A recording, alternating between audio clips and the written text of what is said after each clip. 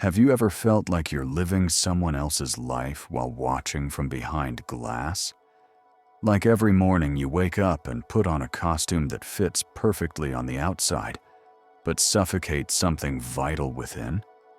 You go through the motions with practiced precision, the right words at the right times, the appropriate reactions, the measured responses that keep everything smooth and predictable. But underneath, there's a growing pressure, a sense that you're betraying something fundamental with every carefully calibrated interaction. This isn't about occasional pretense or social courtesy. This is about the exhausting labor of being a stranger to yourself, day after day, year after year, until you can barely remember what your authentic impulses feel like.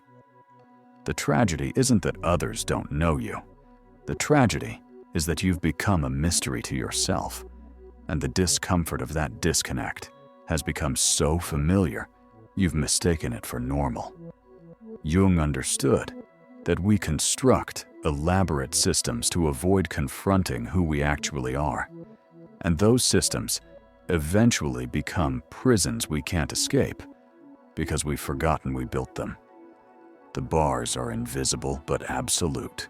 You feel them every time you edit your thoughts before speaking, every time you laugh at something that isn't funny, every time you agree when everything in you wants to object.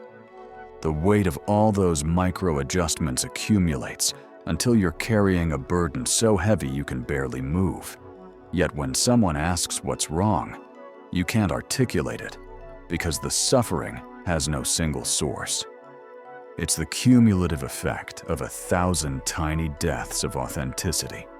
And the most terrifying part is that you've become so skilled at the performance, you're no longer sure there's anything real left underneath. But there is. Buried beneath the adaptive layers, beneath the learned responses and inherited scripts, something in you still knows itself. It's that part which creates the discomfort you keep trying to medicate with busyness, achievement, relationships, anything to avoid the growing sense that you're living at a distance from your own existence. And that part is getting louder. The question isn't whether you'll eventually have to listen. The question is how much more of yourself you'll sacrifice before you finally turn toward the voice that's been calling from the depths all along. Most people do not fall in love. They fall into need and call it love because need feels more socially acceptable when dressed in romantic language. There is a particular kind of desperation that arises in people who have not learned to be alone with themselves.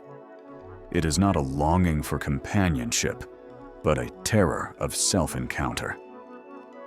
These individuals move from relationship to relationship, always searching, always disappointed, unable to articulate what exactly they are looking for, because what they are running from is not an external enemy, but their own unexamined interior. Jung observed that we do not see people as they are.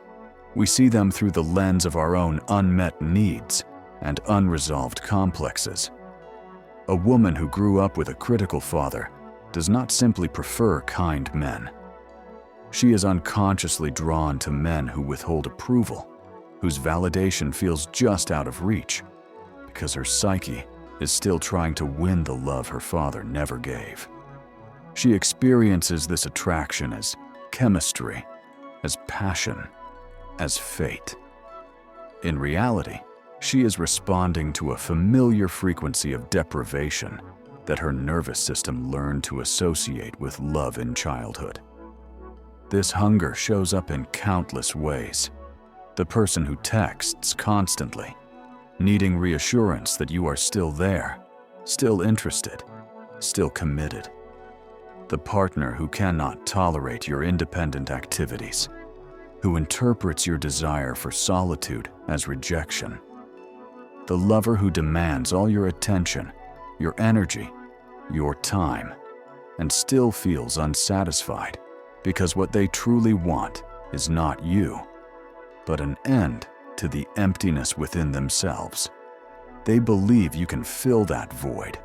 They make it your responsibility.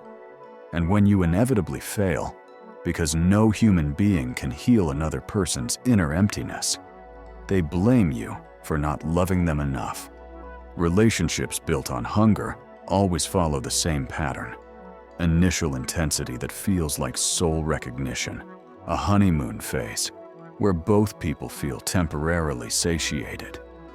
Then the slow creep of disappointment as reality fails to match the fantasy. Arguments that seem to be about dishes or schedules, but are really about the unbearable weight of unmet expectations. One person pursues, the other withdraws, and the dance continues until someone finds the courage to leave, or both people resign themselves to quiet misery, punctuated by brief moments of connection. The tragedy is not that these relationships fail. The tragedy is that the same person will create the same dynamic in their next relationship, and the next, always convinced that they just haven't found the right person yet. They do not understand that the problem is not in their choice of partner, but in their state of being. Hungry people cannot create nourishing relationships. They can only consume and be consumed. Until you learn to feed yourself, to sit with your own company without distraction, to face the silence and find peace rather than terror, you will continue to seek salvation in another person's love. And you will continue to be disappointed. The mechanism behind this hunger operates at a level most people never examine. When you grow up in an environment where love was conditional, where affection was withheld or given unpredictably, where you learned that your worth depended on meeting impossible standards or suppressing your authentic self, something fundamental breaks inside you. You develop what psychologists call an insecure attachment style. But the reality is far more visceral than that clinical term suggests. You become a person walking through the world with an open wound, constantly scanning for someone who might finally heal it, believing that if you can just find the right person who loves you in the right way, the pain will stop. This belief is so deeply embedded that it operates below conscious awareness. You do not think to yourself that you are using another person to fix your childhood trauma. You genuinely believe you have fallen in love. The intensity you feel, the obsessive thoughts, the conviction that this person is special and different from everyone else, all of it feels utterly authentic. And in a sense, it is authentic. You are experiencing a genuine emotional response. But the response is not to the person themselves. It is to what they represent in your unconscious mind, to the possibility that they might finally give you what you have been starving for since you were too young to have words for the deprivation. Consider how this plays out in the early stages of such a relationship. Everything feels magical, effortless, destined. You stay up all night talking, finish each other's sentences, marvel at how much you have in common. Your friends notice you seem happier, more alive, transformed. You interpret all of this as evidence that you have found your person, the one who truly understands you. What you do not recognize is that this euphoria has little to do with genuine understanding and everything to do with temporary relief from your chronic inner emptiness. For the first time in perhaps years or decades, you are not alone with yourself. Someone else's presence is filling the void, and the relief is so profound, it feels like coming home after a lifetime of wandering. But this state cannot last because it is built on an impossible foundation. You are asking another human being to be responsible for your emotional regulation, your sense of worth, your feeling of being acceptable and lovable. No person can sustain that role. It is too much weight for any relationship to bear. So gradually, inevitably, cracks begin to appear.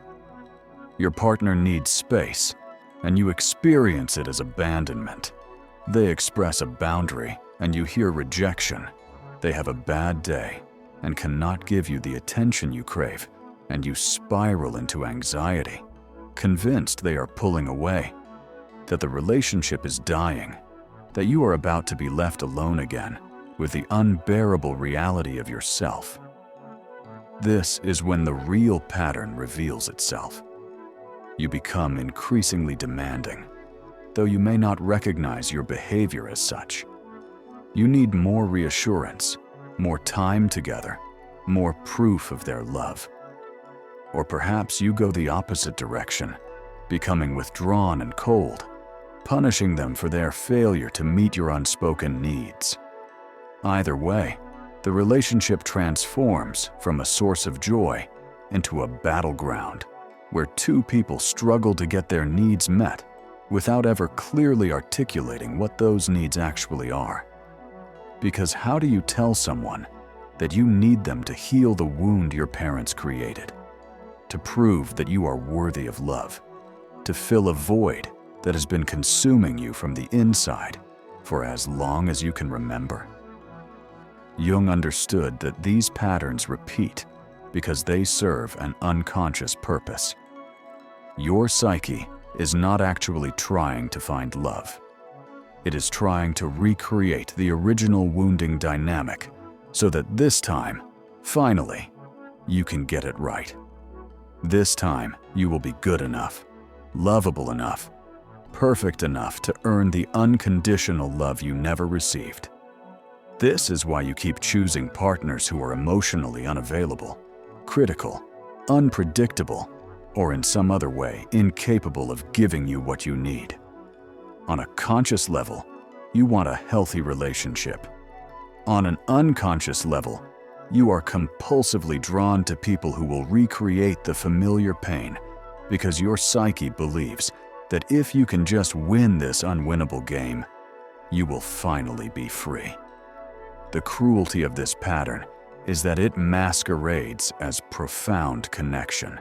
The anxiety you feel, the constant thinking about the other person, the emotional highs and lows, all of it creates a neurochemical response in your brain that mimics passionate love. You become addicted to the cycle, to the pain and the relief, the rupture and the repair. Calm, stable relationships with emotionally available partners feel boring by comparison. Your nervous system has become wired to associate love with chaos, and anything that does not activate that familiar pattern of anxiety and longing registers as lack of chemistry, absence of spark, insufficient passion. Breaking this pattern requires confronting a truth most people would rather avoid. The emptiness you feel is not because you have not found the right person. The emptiness is yours. It was created long before any romantic partner entered your life, and it will remain long after they leave unless you turn toward it directly and do the excruciating work of learning to hold yourself with the compassion and acceptance you have been desperately seeking from others. This means sitting with the loneliness without immediately reaching for distraction. It means feeling the fear of your own insignificance without demanding that someone else validate your worth. It means becoming the parent to yourself that you needed but never had, offering yourself the unconditional regard that no romantic partner can possibly provide. There exists a form of love so rare that most people never experience it.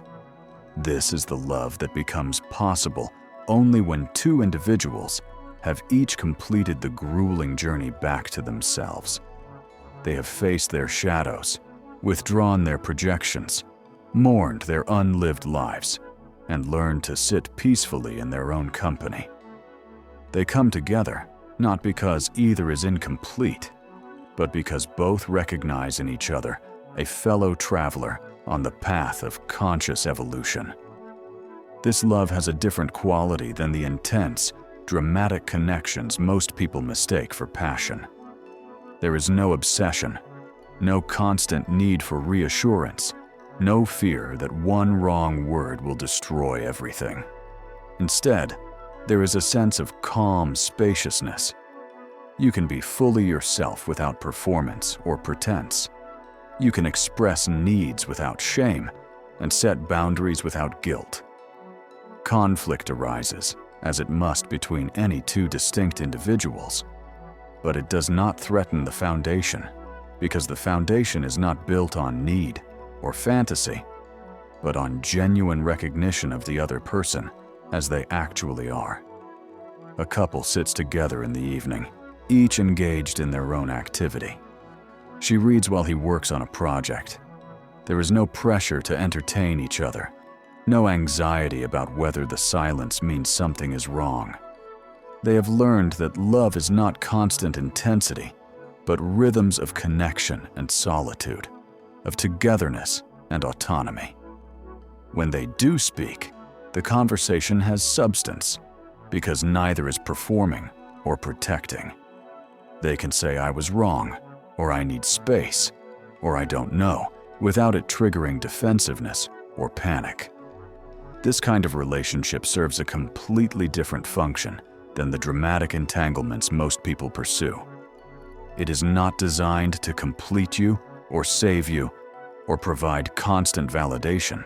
It exists as a container for mutual growth, a space where two conscious beings support each other's continued evolution while maintaining their individual integrity. Your partner celebrates your independence because they are not threatened by it. They encourage your personal development because they understand that your growth enhances rather than diminishes what you share. Jung understood that this love becomes possible only after individuation, the long process of becoming psychologically whole. Most people never complete this process. They remain children in adult bodies, still unconsciously seeking from romantic partners what they did not receive from parents.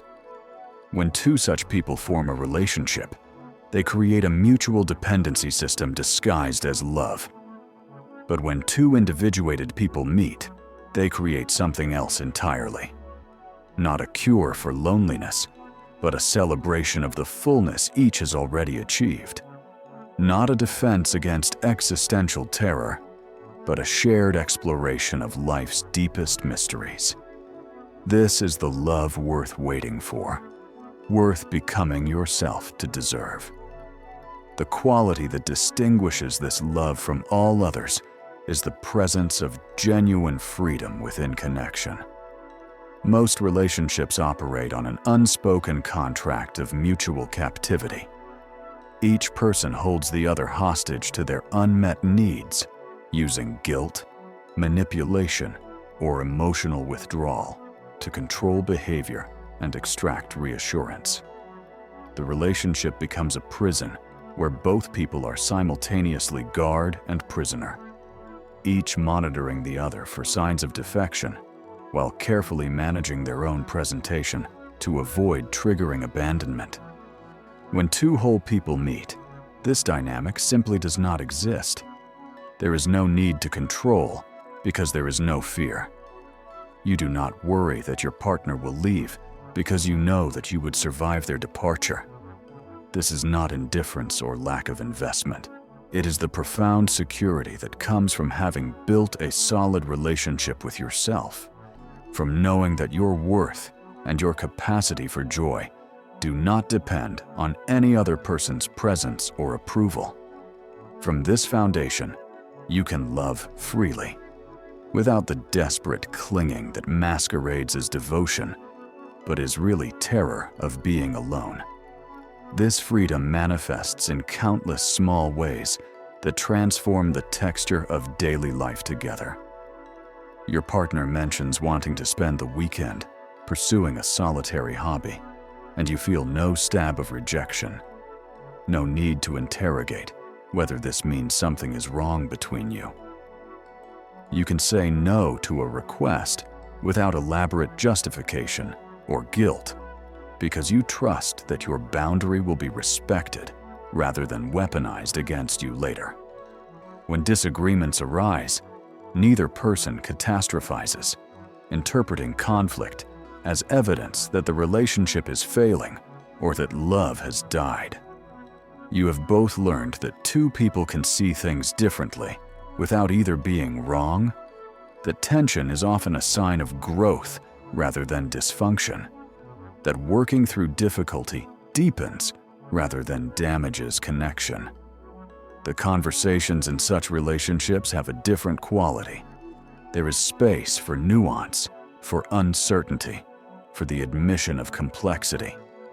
You can say, "I don't know how I feel about this yet," without your partner demanding immediate clarity or interpreting your uncertainty as rejection. You can share a struggle without the other person rushing to fix it or taking it personally, understanding that sometimes people need to be heard rather than solved. The relationship becomes a place where both people can think aloud, process emotions, and explore ideas without fear of judgment or abandonment. This does not mean that whole love is without intensity or passion, but the intensity comes from depth of presence rather than neurotic entanglement. When two people show up fully as themselves, without masks or defenses, the intimacy that becomes possible is far more profound than the drama of codependent relationships. You are not performing for each other, trying to be whoever you think the other person wants you to be. You are simply being, and in that authenticity, genuine meeting becomes possible. The excitement comes not from wondering whether the other person really loves you or from the addictive cycle of rupture and repair, but from the ongoing discovery of another consciousness, another way of experiencing reality, another soul's unique perspective on existence. Physical intimacy in such relationships reflects this same quality of authentic presence. There is no performance, no need to prove anything, no anxiety about whether you are enough. You can be vulnerable in your desire and your pleasure, can communicate what you need and what you do not want, can be clumsy or uncertain, or simply not in the mood without it triggering shame or defensiveness. The body becomes a place of honest communication rather than a battlefield where worth is proven or withheld. Jung spoke of the conjunctio, the sacred marriage of opposites that occurs not just between two people, but within each person who has achieved integration of their masculine and feminine aspects, their conscious and unconscious elements, their light and shadow. When two individuals who have achieved this inner marriage meet, they do not need the other person to embody the qualities they have disowned. They have already reclaimed those qualities within themselves. The relationship, therefore, becomes not a search for completion, but a celebration of two complete beings choosing to share space, to witness each other's continued unfolding, to support each other's journey while maintaining their own path. This love asks different questions than immature relationships. Instead of asking, "What can you do for me?" or "How do you make me feel?" or "Will you stay with me forever?" it asks, "Who are you becoming? And how can I support your growth? And what are we creating together that neither of us could create alone?" The focus shifts from extraction to contribution, from security to adventure, from need to choice. You wake up each day and choose this person again, not because you cannot survive without them, but because sharing life with them enhances your experience of being alive. The paradox is that this freedom to leave creates the deepest form of commitment. When you stay with someone, not because you are trapped by fear or need, but because you genuinely want to be there, your presence carries a different weight. Your partner knows they are chosen not by default or desperation, but by conscious decision. And that knowing creates a foundation of trust that no amount of promises or reassurances can manufacture. You do not need to constantly prove your love because your freely given presence is proof enough. Conflict in such relationships serves as information rather than threat. When tension arises, both people approach it with curiosity rather than defensiveness. What is this showing us? What do we each need to understand better? How can we move through this in a way that brings us closer rather than pushing us apart? There is no winner or loser because you are not adversaries. You are teammates encountering a challenge that requires collaboration to solve. This does not mean every conflict resolves easily, or that hurt feelings never occur. It means that conflict becomes part of the process of knowing each other more deeply, rather than evidence that the relationship is doomed. All paths lead back to the same place, not to another person, not to the perfect relationship, not to external achievement or recognition.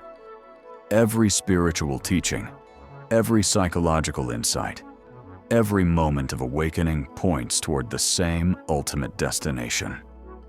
You, the self you were before the world taught you who to be, the essence that exists beneath every role, every identity, every story you tell about yourself. Jung called this process individuation, the lifelong journey of becoming who you truly are.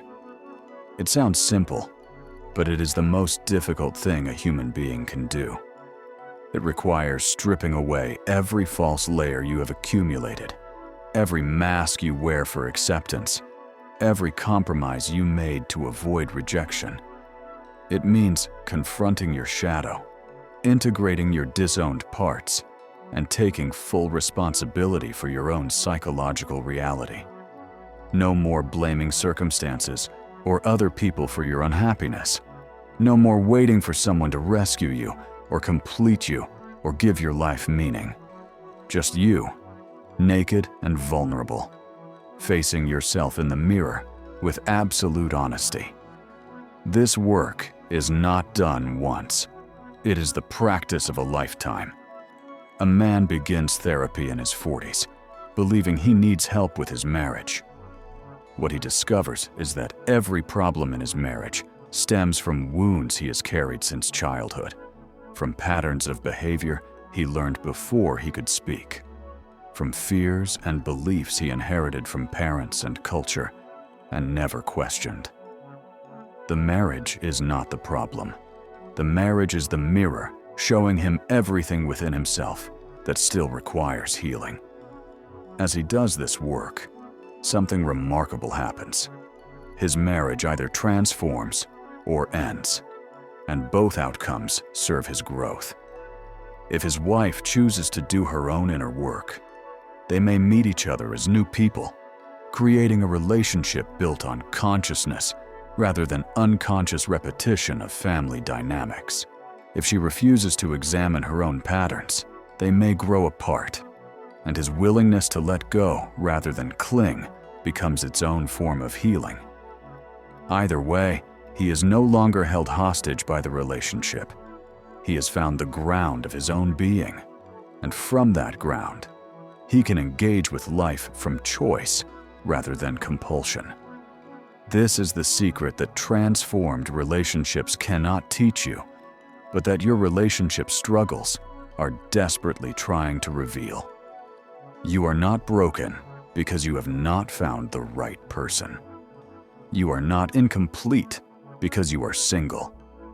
You are simply being called back to yourself, to the work of integration and consciousness that cannot be delegated to a romantic partner.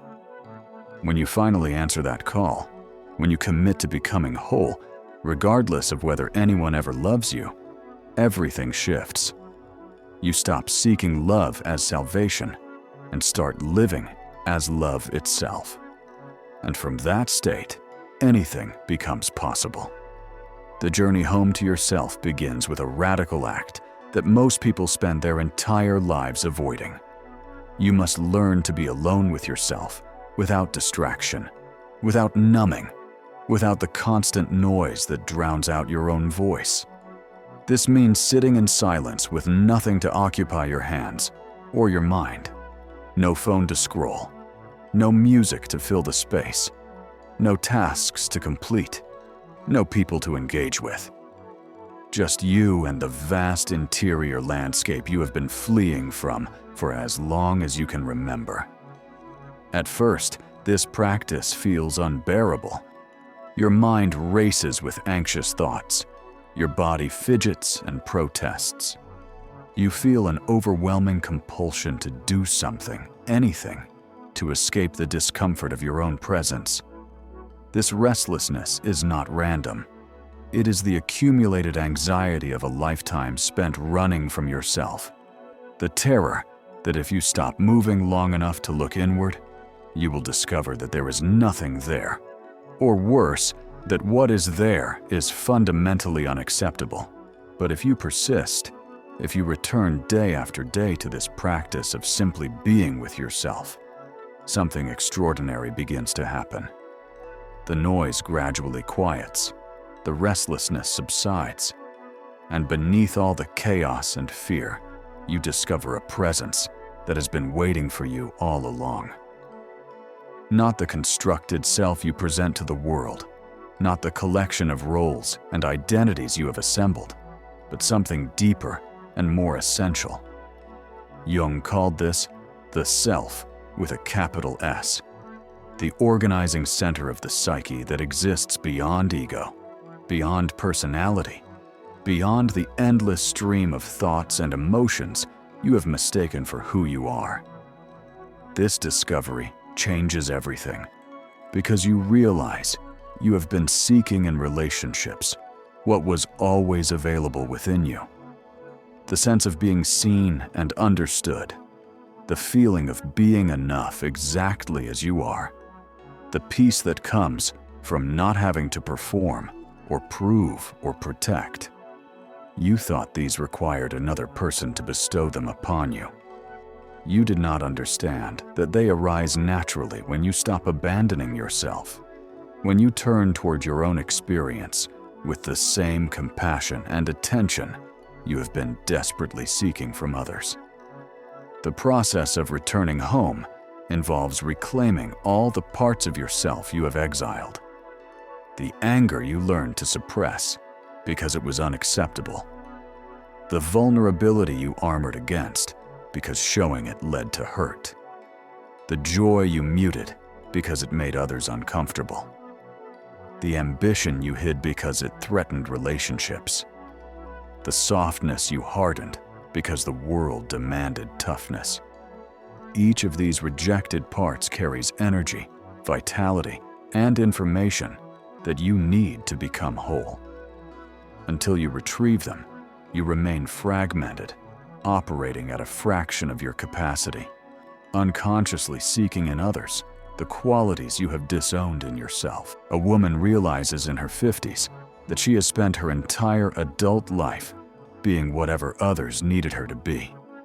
The supportive wife who never expressed her own needs, the selfless mother who sacrificed her own dreams, the reliable friend who always said yes even when she wanted to say no.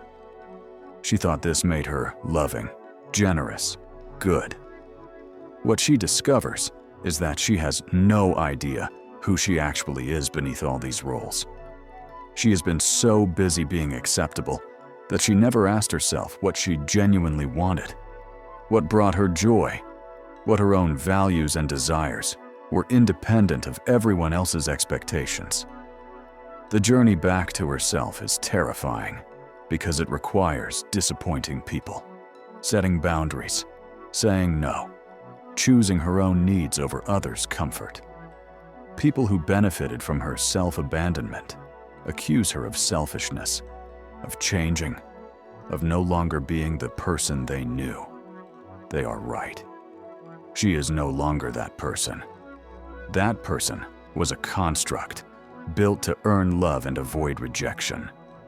The person emerging is her authentic self, and that self has needs and limits and desires that do not always align with what others want from her. This is the cost of individuation that Jung never sugarcoated. Becoming yourself means losing the false harmony of relationships built on your willingness to betray yourself. It means accepting that some people will leave when you stop performing the role they needed you to play. It means standing in your truth, even when that truth isolates you, even when it would be easier to retreat back into the comfortable prison of who you used to pretend to be.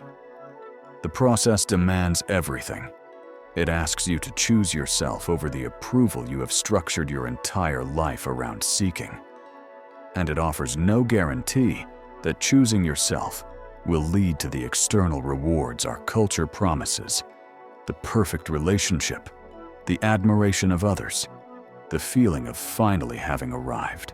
What it offers instead is something most people do not value until they have exhausted every alternative. It offers you yourself. Not the idealized version you wish you were. Not the diminished version you feared you were.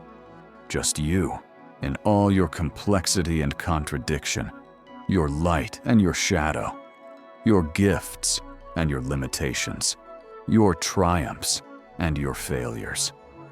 And from that foundation of self-knowing and self-acceptance, you discover a strange freedom. You no longer need life to be different than it is. You no longer need other people to validate your worth.